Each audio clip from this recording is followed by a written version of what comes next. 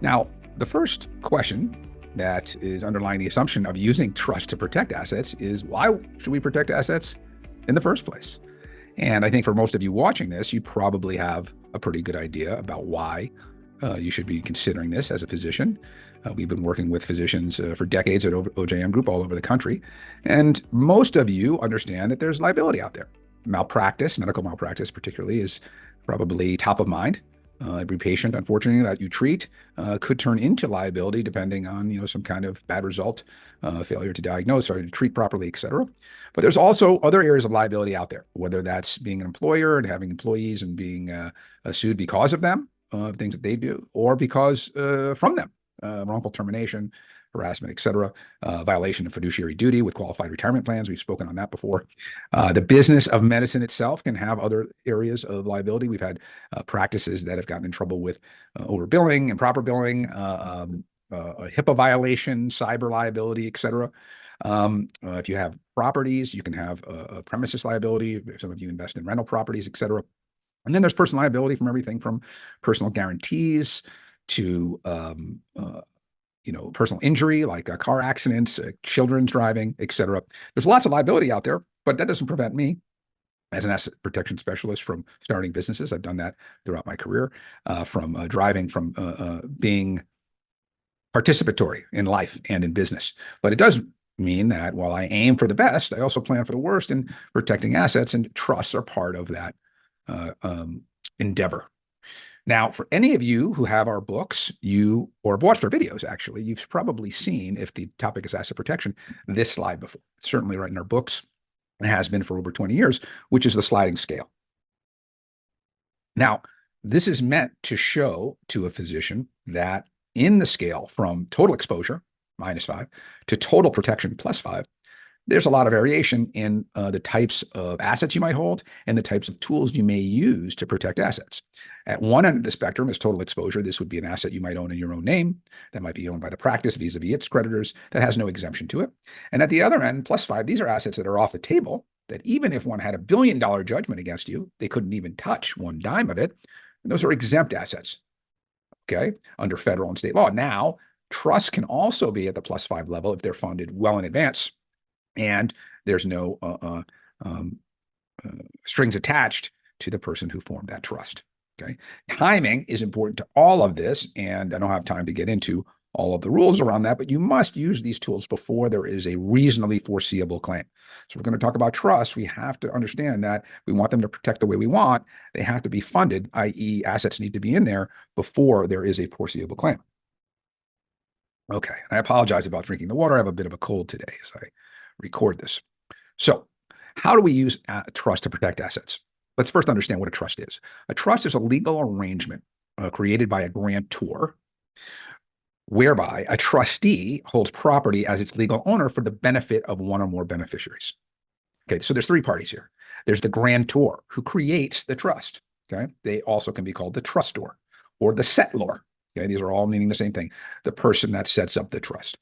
Then there's the trustee. The trustee is a person, or it could be a trust company, that holds and controls the assets and has legal title to those trust assets and manages them and holds them for the benefit of the third party, which is the beneficiaries. So there's grantor, trustee, beneficiary.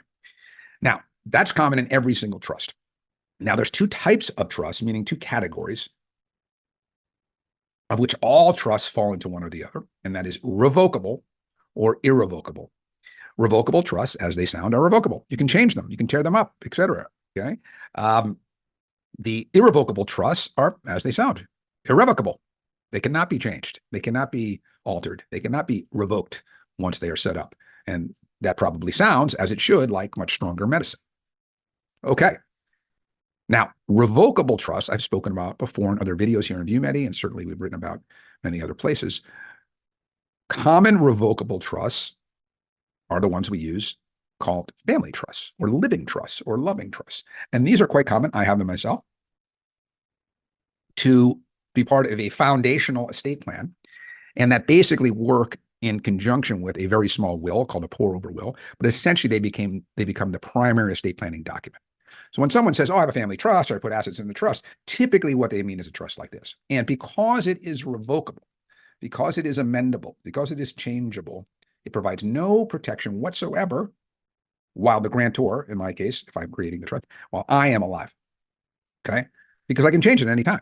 So a creditor could step into my shoes if they had a judgment against me and also revoke it. Okay. So there's no protection created by revocable trust, at least while you're alive, for the grantor. Now, I could set up that trust that has a bunch of protective language for my heirs so that if they're sued, they may not be able to get those assets once I pass away. We can make them very protective against their creditors, but not against mine as the person setting it up as a grantor during my life, if it's revocable. Now, irrevocable trusts are the complete opposite. Okay. While revocable trusts are revocable, irrevocable trusts are irrevocable, and they do provide asset protection even against claims against me as the grantor, the person setting up the trust. I can set up this type of trust. It's irrevocable, can't be changed. I put assets in it, and it can be protected against my creditors as long as that timing issue I mentioned is not an issue, meaning I'm not putting it in, the assets in there, with some kind of reasonably foreseeable claim potentially lurking against me. Assuming the coast is clear, I fund that trust with that this irrevocable trust with an asset. It's going to be protected down the road against future creditors of mine. And that is true even if I might take an income stream from that. So I mentioned just a couple types of trusts here. ILITs, irrevocable life insurance trust, GRATs, grantor retained annuity trusts, CRT, charitable remainder trust, SLATs, spousal lifetime access trust. These all have their acronyms, and they all work differently. And I could name another 20 types of trusts, but they all are irrevocable and provide very strong asset protection, not only against creditors against mine, but if written properly, against the protection of the beneficiaries as well.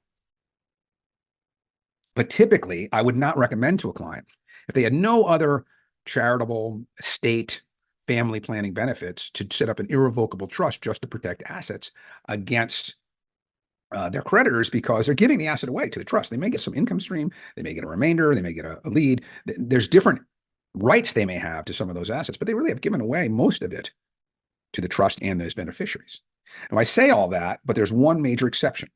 If you want to, and your only goal is really asset protection, not estate planning, not multi-generational planning, et cetera. If you're only, or your by far your number one goal is asset protection, you might use the irrevocable trust called the Domestic Asset Protection Trust, or a DAPT. This is a relatively newer trust, as it's been in place now for about 20 years in different states. And at this point, we have about 20 of the 50 states who have adopted laws that allow this type of trust. Before 1999, 25 years ago, there were none of these states that existed, or none of these states allowed this type of trust. And you can think of it as what's called a self-settled asset protection trust. I call it a have your cake and eat it too trust. What does that mean? It means you can set up a trust, have it be irrevocable, okay? Put the asset in, and also be a beneficiary. So you can be both the grantor setting up the trust and the beneficiary, or one of the beneficiaries benefiting from the trust, as long as there's an independent trustee, okay? Now, if you never have a creditor problem, then as a beneficiary, you can have access to those assets whenever you want. But if ever there is a lawsuit or creditor problem, the DAP can be written so that you cannot get at the asset at that time when you're under duress as a beneficiary. And so neither can your creditors. And that way, you can have your cake and eat it too, because as long as the coast is clear, you can get to the asset. And when and if there's ever a claim against you, they can prevent you from getting it, and they can prevent the creditor from getting it, which means you can settle out the trust, you can settle out the claim, and then when the coast is clear again, you can get assets as the beneficiary. So it's a very powerful trust, and in the 20 states that have this, it can be an extremely important part of an asset protection plan. Even in those states that don't have this type of trust, there is a way to use a hybrid version, especially if you're married, where you can have two different trusts that sort of act similarly vis-a-vis their own creditors. Goes beyond the scope of this video. But there is a way potentially to use a hybrid DAPT, even in states that don't have DAPT legislation. Now, you can just click on the link below to contact us and also to get our free book. But one thing I did want to tell you about is our podcast, because it's become so popular over the years. Those of you who have seen OJM group on ViewMedi for years. If you use this QR code, you can link right to our page, and we're on Apple Podcasts, Google,